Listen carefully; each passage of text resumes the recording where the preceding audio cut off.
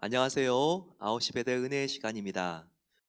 최근에 저희 교회 어, 영어 예배 건물에서는요, 히스패닉 우리 성도님들이 함께 예배를 드리고 있습니다.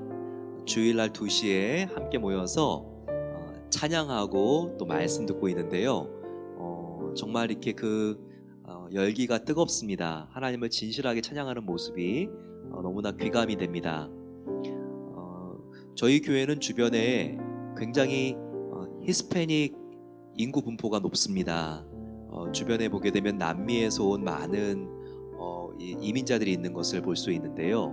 오히려 영어를 쓰는 것보다 스페니시 쓰는 것이 더 잘 들릴 정도로 교회 주변에는요, 이렇게 남미 분들이 많이 있습니다. 그래서 이 교회 함께 모여서 복음을 듣고 또 함께 예배하고 예수님의 제자가 되어 갑니다. 최근에는 저희 교회에서 요즘 덴탈 서비스를 하면서 치과 치료로 이 지역 사람들을 의료로 섬기고 또 복음을 전하고 있는데요. 지금 이 스페니시 교회에서 함께 와서 복음을 전할 때 이 남미 분들이 또 환자로 많이 오시기 때문에 통역도 해주시고 그리고 또 복음을 전하는데 도와주고 있습니다. 하나님 나라의 복음을 위해서 함께 코리안 아메리칸들과 또 히스패닉 성도님들이 함께 힘을 모으는 모습을 하나님께서 정말 기뻐하실 것 같습니다. 이 교회가 더욱더 부흥할 수 있도록 기도해 주시고 도와주시면 감사하겠습니다. 이제 마태복음 19장입니다. 이 19장 말씀 같이 우리가 나누겠습니다. 예수님께서 1절에 이 말씀을 마치시고 갈릴리를 떠나 요단강 건너 유대 지방에 이르렀다고 말하고 있습니다. 18장에는 예수님께서 용서에 대한 말씀들을 하시잖아요. 바로 19장에 예수님께서 용서에 대한 말씀을 마치시고 이제 갈릴리를 떠나서 유대 땅으로 가게 되셨다고 여기서 이렇게 우리들에게 알려주고 있습니다. 근데 이 유대 땅에 가서 먼저 사람들이 물어본 질문이 바로 사람의 결혼에 대한 문제였습니다. 근데 여기서 아주 예수님께서 지금도 결혼식 때 꼭 주례 목사님이 하시는 중요한 말씀을 하시죠.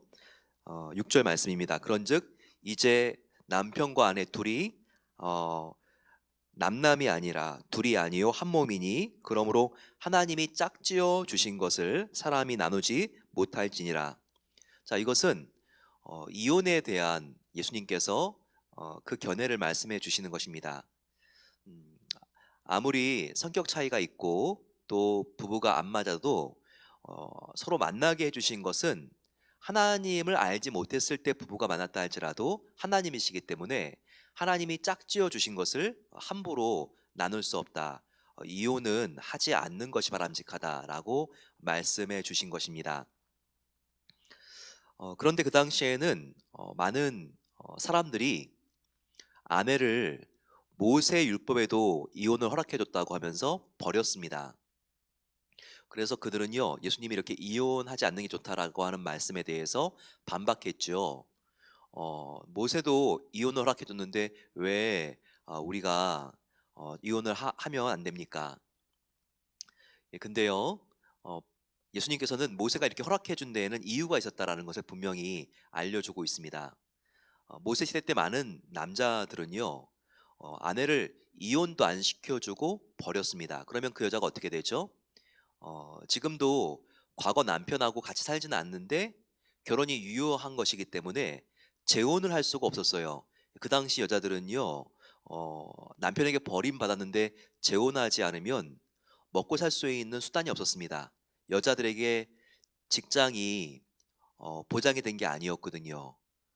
그렇기 때문에 여자들은 굶어 죽던지 아니면 창녀가 되던지 이 둘 중에 하나를 선택해야 했습니다. 그래서 모세가 이와 같은 남자들의 완악함을 보고 반드시 너희가 데리고 살 것이 아니면 이혼을 시켜줘서 재혼할 수 있는 길을 열어줘라라고 하는 취지에서 이렇게 이혼을 허락해 주는 율법의 규정을 만든 것입니다. 하지만 모세 시대로부터 한참 약 1500년이 지난 예수님의 시대에 오게 되면요.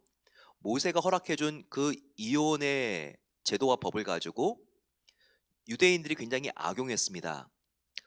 이혼을 남자가 시킬 수 있으니까 어, 여자가 음행한 연고, 어떤 다른 남자하고 가늠한 것이 아닌데도 질투만 하고 있어도 이거 봐라. 질투를 하고 있네. 어떻게 남편을 질투해? 그러면서 이혼을 시켜버린 거죠. 예, 여자가 질투하거나 아니면 심지어 밥을 태워도 이혼을 시킬 수 있다라는 그 당시에 세부 조항까지 그들이 만들었습니다. 이거 얼마나 남녀가 불평등하고 남자 가부장 중심적인 그런 법이 지금 그때 만연했던 것인가요? 여기에 대해서 예수님께서 반박하신 것입니다. 모세가 아무리 이혼의 법을 만들었다 할지라도 그 율법의 정신은 아내를 사랑하고 보호하라는 정신이 원래 있는 것이니까 너희가 하나님이 짝지어 준 너의 아내를 너의 남편을 함부로 대해서는 안 된다. 그리고 그들을 보호해 줘야 된다. 하나님이 짝지어 준 것을 찢어 놓아서는 안 된다. 이렇게 지금 교육하고 강조하고 있는 것입니다. 그랬더니 어떤 사람이요, 참 이 질문도요, 어떻게 이런 질문을 하는지. 예수님 그렇게 모세가 이혼하라고 했지만 이혼을 하지 못한다고 말을 한다면요, 차라리 장가 안 가는 게 낫겠습니다. 이런 말하는 사람은 차라리 장가 안 가는 게 아내를 행복하게 만들 수 있을 것 같아요. 예, 근데 차라리 장가 안 가겠습니다 이렇게 말을 하니까 예수님께서 답답해 하셨죠. 그 사람의 그런 질문과 하소연을 듣고요. 그래서 뭐라고 말하십니까? 11절에 사람마다 이 말을 받지 못하고 오직 타고난 사람이어야 할지니라. 장가 안 가는 사람은 그건 사람마다 다 장가를 가지 못하도록 하는 법이 만들어져야지 되는 게 아니라 타고난 사람만 싱글로 살 수 있다. 이것을 말씀하고 있는 것이죠. 그래서 싱글들 12절에 어, 어머니의 모태로부터 그렇게 장가를 가지 않도록 하나님의 경륜과 주권 속에서 작정된 사람들도 있고 또 어떤 사람은 사람이 만든 그런 고자들도 있고 왕궁에 있는 내시들은 그런 거죠. 세 번째, 천국을 위하여 스스로 고자된 자. 예, 지금도 하나님의 나라 확장을 위해서 결혼을 하지 않는 그런 독신들이 있잖아요. 사도 바울도 그와 같은 신념을 가지고 있는 사람들 중에 하나였습니다. 하지만 사도 바울이 말한 것처럼 그런 삶이 이상한 게 아니라 오히려 복음을 위하여 도움이 된다면 나는 나 바울과 같이 너희들도 이렇게 혼자 사는 삶에 대하여 나는 나쁘게 생각하지 않는다. 바울이 이렇게 권면하기도 했죠. 이 세 번째에 해당하는 것입니다. 하나님을 위하여 스스로 이와 같은 독신의 삶을 걸어가는 사람들도 있다는 것을 여기서 보여주고 있는 것이죠. 예, 그 뒤에 한 아이가 지금 예수님께로 왔는데 제자들이 꾸짖습니다. 왜 너가 여기 왔냐고. 그런데 예수님께서 그 아이를 내게 오는 것을 금하지 말라. 천국은 이 아이와 같은 사람들이 가는 것이다. 우리가 어제 배웠죠. 그 아이의 어떤 부분? 겸손하게 자기를 낮추는 부분. 네, 그런 마음이 있어야지 죄에 대하여 우리가 겸손해서 회개할 수 있고 진실하게 또 우리가 금방 회개할 수 있고 또 우리가 예수님을 영접하고 구원을 얻을 수 있는 확률이 겸손한 사람에게 훨씬 더 높다는 것을 우리가 알아야 합니다. 그 후에 또 재물 많은 청년이 왔어요. 예, 그러면서 예수님께 나는 율법에서 지키라고 한 것들을 다 지켰습니다. 이렇게 말하면서 그가 예수님께 어떻게 해야지 구원을 얻습니까? 이렇게 물어봅니다. 그랬더니 예수님께서 특별히 율법을 다 지키는 거, 너가 이거 정말 좋은 그런 모범을 지금 너가 실천하고 있는 거고, 그리고 십계명을 문제적으로 잘 지키려고 애쓰는 거, 그거 참 귀한 삶이다. 하지만 그 율법의 정신, 바로 하나님을 전심으로 사랑하고, 1계명부터 4계명까지는 하나님을 사랑하는 계명이죠. 또 5계명부터 부모 사랑부터 내 이웃을 탐내지 말라고 하는 5계명부터 6계명, 5계명부터 10계명까지, 이것은 이웃 사랑이니까 이웃을 너무과 같이 사랑해라 라고 이렇게 율법의 정신을 일깨워 줍니다. 그랬더니 그 사람이 뭐라고 합니까? 나는 이런 부분들도 잘 지키고 있습니다. 그때 예수님께서 마지막에 한 말씀 더 하는데, 여기에서 이 부자 청년은 합격하지 못합니다. 이런 모든 율법을 잘 지키고 있다고? 그래. 그러면 너의 재물을 팔아서 너 이웃들에게 나누어 주라. 근데 여기에 대하여 청년은 22절과 같이 재물이 많음으로 그 청년은 이 말씀을 듣고 근심하며 갔다고 나와 있습니다. 우리가 이 말씀을 어떻게 이해해야 될까요?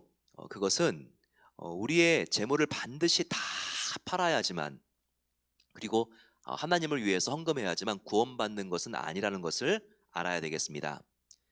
하지만 우리가 구원을 받았다면, 그리고 우리가 예수님을 따른다면 항상 나의 인생의 제1의 주인은 예수님이어야 한다.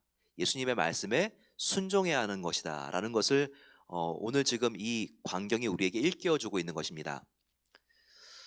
어, 우리가 내가 예수님보다 더 높아 있으면요, 재물을 너가 팔아라라고 하는 예수님의 그 말씀이 감당할 수가 없습니다.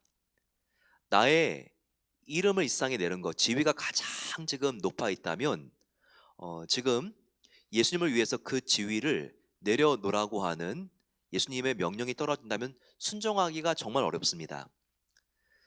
나에게 쾌락이 정말 너무너무 중요하다면 예수님께서 지금 그 습관을 끊으라고 했을 때 우리는 예수님을 믿는 것도 포기해야 되는 거 아닌가? 이런 생각을 할 수도 있습니다. 지금 약물에 중독되어 있고 또 갬블링에 중독이 돼 있고 게임에 중독이 돼 있다면, 야, 이거 없이 어떻게 살아? 이 세상에 무슨 재미가 있어? 차라리 교회 안 가는 게 낫겠다. 예배드리지 않는 게 낫겠다. 예, 이런 마음이 왜 생깁니까? 그것은 예수님보다 나의 그 짜릿한 쾌락, 그리고 나의 승부욕, 자존심, 물질, 지위, 이것이 더 중요하기 때문에 이런 마음이 생기는 것이죠. 하지만 우리가 돌아봐야 합니다. 예수님을 영접했다면 우리는 주 예수보다도 더 귀한 것을 만들어 놓으면 안 되는 것이죠. 예수님께서 제자들은 반드시 나를 따라오려거든 이 부분이 확실해야 된다. 나를 반드시 왕으로 모시고 너희가 순종하는 삶을 살아야 된다. 이것을 다시 한번 강조해 주신 것입니다. 예수님께서 계속 말씀을 이어가십니다. 예, 그러면서 23절과 같이 내가 진실로 너희에게 이르노니 부자는 천국에 들어가는 것이 어려우니라. 다시 너희에게 말하노니 낙타가 바늘기로 들어가는 것이 부자가 하나님의 나라에 들어가는 것보다 쉬우니라 라고 했습니다. 이 세상의 것이 많으면요, 그만큼 내가 많이 가진 이 세상의 것으로 하나님 섬기는 게 쉬울 것 같죠? 그렇지 않습니다. 돈도요, 내가 여기까지 벌어 놓으면 그 다음부터는 주님을 위해서 이 물질을 쓰리라. 근데요, 어, 그 단계로 물질이 많아지면요, 또 그 자리에 섰을 때 누리고 싶고 가지고 싶고 성취하고 싶은 것이 그만큼 늘어납니다. 더 큰 집으로 이사 가고 싶고, 이제는 아주 멋진 자가용을 샀으니까 이제는 요트를 사고 싶고, 비행기도 한번 나의 전용기도 갖고 싶고, 예, 그런 게 우리 인간들의 모습인 거예요. 안 그럴 것 같죠? 하지만 그 자리에 올라가 보십시오. 이 세상에 왜 그렇게 많은 권력자들이 권력을 쥐고 나서 그 자리에서 내려오려고 하지 않다가 결국 그들이 감옥에 가겠습니까? 그만큼 이 권력이라는 것, 돈이라는 것, 쾌락이라는 것은요, 거기에 가까이 가면 갈수록 그 안에 어, 하나님과 같은 정말 우리가 하나님이 되고자 하는 유혹들을 주는 것입니다. 그래서 우리가 항상 지금 있는 이 상태를 싫어하지 말아야 돼요.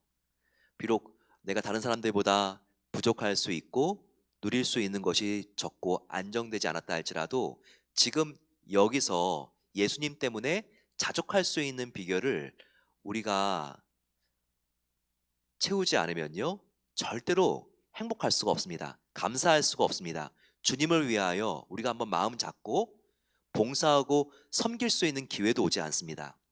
지금 이 자리가 제일 중요해요. 과연 이 자리에서 예수님은 우리의 왕이십니까? 그분은 우리의 구세주이십니까? 이것을 확실하게 하시고 주님만을 따라갈 수 있는 그런 예수님의 참된 진짜 제자들이 되시기를 소망합니다. 예수님께서 27절에 예수님께 제자들이 묻습니다. 특별히 베드로가 우리가 모든 것을 버리고 주를 따라 싸운데 그런즉 우리가 무엇을 얻으리이까? 부자 청년과 다르게 제자들은요, 지금 모든 것을 버리고 예수님을 따른 것 같잖아요. 따르고 있는 게 아니라 따른 것 같은 거예요. 그들은 재물을 버렸는지 모르겠지만 아직까지 지위에 대한, 포지션에 대한 욕심이 있습니다. 그러니까 예수님이 이렇게 사람들의 인기를 얻고 나중에 로마 제국에 대하여 폭동을 일으킨 다음에 왕이 되면 우리가 좌의정, 우의정이 되고 싶은 그 마음속에 욕심이 있었던 것이죠. 그들도 포기했다고 하지만 포기하지 못한 부분이 있는데도 이런 말을 하고 있는 게 한심하죠. 그랬더니 예수님께서 제자들이 정말 온전히 그들의 것을 버리고 예수님을 따라오면 어떤 축복이 있는지를 말씀해 주셨습니다. 28절, 내가 진실로 너희에게 이르노니 세상이 새롭게 되어 인자가 자기 영광의 보좌에 앉을 때 나를 따르는 자도 12보좌에 앉아 이스라엘 12지파를 심판하리라. 또 내 이름을 위하여 집이나 형제나 자매나 부모나 자식이나 전토를 벌인 자마다 여러 배를 받고 또 영생을 상속하리라. 그러나 먼저 된 자로서 나중되고 나중된 자로서 먼저 될 자가 많으니라 라고 했습니다. 우리가 천국에서 하나님께 인정을 받고 칭찬을 받는 것은 바로 이 땅에서 우리가 얼마나 신실하게 주님을 따랐는지에 달려있죠. 결코 우리가 지금 장로인가 선교사인가 목사인가가 천국에서의 높은 지위를 보장하지 않습니다. 세교우도 하나님을 위하여 정말 전심으로 주님을 사랑한다면 천국에서 예수님께서 정말 귀하게 대우해 주신다는 것이죠. 하지만 교회를 아무리 오래 다녔고 모태 신앙이고 정말 몇 대 크리스찬 가문에서 자기가 자라났다 할지라도 하나님에 대한 간절한 사랑과 마음이 없으면 하나님은 그 사람에 대하여 내가 너를 도무지 모른다라고 말씀하실 수 있습니다. 항상 우리가 깨어 있어 하나님 앞에서 첫사랑을 우리가 유지하며 나가게 되시기를 소망합니다. 우리 함께 마음을 모아서 기도하겠습니다. 간절히 기도할 때 오늘 예수님을 정말 첫사랑으로 날마다 우리가 사랑하게 해달라고 기도하겠습니다. 정말 예수님을 만나는 기도의 시간이 지루하고 감동이 없는 것이 아니라 너무나 기다려지고 가슴이 설레일 수 있도록 하나님께서 첫사랑으로 나의 마음을 물들여 주시옵소서 기도하겠습니다. 또한 간절히 우리 기도할 때 주 예수님이 나의 가장 높으신 분입니다. 지위, 물질, 쾌락 이런 것들이 하나님보다 높아지지 않도록 도와주시고 항상 나를 위하여 생명을 주신 예수님이 가장 나의 귀한 분이 될 수 있도록 나의 마음을 그렇게 하나님께서 정결하게 하시옵소서. 같이 한번 주여 함께 부르짖고 기도하겠습니다. 주여, 사랑의 아버지 하나님 감사합니다. 하나님께서 우리를 위하여 십자가에 죽으셨는데 그 주님께 우리는 무엇을 드리나요? 아버지 하나님, 우리도 첫사랑의 순전한 마음으로 하나님을 순수하게 사랑하기를 소망합니다. 아버지 하나님, 주님과 만나는 시간이 기다려지게 하여 주시고 설레일 수 있도록 도와주시기를 기도합니다. 주님을 향한 첫사랑으로 우리의 마음이 부풀어지기를 기도합니다. 아버지 하나님, 이런 감동 없이 힘들고 어려운 세상을 살 수 없습니다. 하나님 아버지, 더욱더 주님을 사모하며 찬양이 아버지 기다려지며 나의 입술에 찬양과 말씀의 향기가 가득 찰 수 있도록 우리를 새롭게 하시옵소서. 아버지 하나님 주님 앞에 나아갑니다. 하나님 앞에 우리가 그동안 예수님보다 더 생각하고 중요하게 여겼던 우상들을 내려놓기를 소망합니다. 그것이 아버지 하나님 게임입니까? 쇼핑입니까? 자녀입니까? 물질입니까? 나의 직함입니까? 나의 영향력입니까? 나의 자존심입니까? 난 정말 이거 없이는 살 수 없어. 아버지 이런 모든 우리의 헛된 결단으로부터 그것이 아버지 하나님 얼마나 정말 미련한 고집인지를 알게 해주시고 우리가 날마다 주님 앞에 나아가기를 소망합니다. 아버지 하나님 나를 위하여 십자가에서 하나밖에 없는 생명을 주신 그 예수님을 더욱더 사랑하게 하시고 예수님이 나를 가장 사랑했다면 나도 정말 예수님보다 더 사랑하는 것을 의지하는 것을 만들어 놓지 않기를 원합니다. 아버지 우리가 이 세상에 물질과 지위가 있다 할지라도 그것은 주님을 위하여 사용하고자 하는 물질과 지위입니다. 날마다 예수님을 우리의 왕으로 모시며 우리가 겸손하게 주님을 위하여 살아갈 수 있도록 은혜 베풀어 주시기를 기도합니다. 아버지 하나님 새롭게 하옵소서. 우리의 마음을 주님께서 정결하게 해 주시옵소서. 아버지 순결한 신부와 같이 아버지 한 사람 예수님만 우리의 신랑 삼고 사랑하며 살기를 소망합니다. 아버지 그렇게 우리가 주님을 가장 높였을 때 우리 아버지 하나님 정말 배우자와의 관계도 회복되고 자녀와의 관계도 치유되고 하나님의 사랑으로 또한 내가 아버지 하나님 진정한 섬김과 사랑을 흘려보냈을 때 우리의 교우들과 사랑방원들과 아버지 하나님 우리 주위에 있는 친구들을 예수님의 마음으로 사랑할 줄로 믿습니다. 그렇게 아버지 우리가 하나님의 정말 복음을 전하며 살며 복음대로 사랑의 삶을 살아갈 수 있도록 우리를 새롭게 해 주시옵소서. 다시 한번 기도할 때 우리 교회 몸이 아픈 분들을 위하여 함께 기도하겠습니다. 수술 후에 아픔 속에서 회복하고 있는 분들 계십니다. 또 항암 치료 후에 주님을 바라보며 걸어가고 있는 우리의 성도님들 그리고 또 주님께서 기저질환으로 또 입원하고 계시는 성도님들을 위하여 이 시간 저희들 마음을 모아서 기도하겠습니다.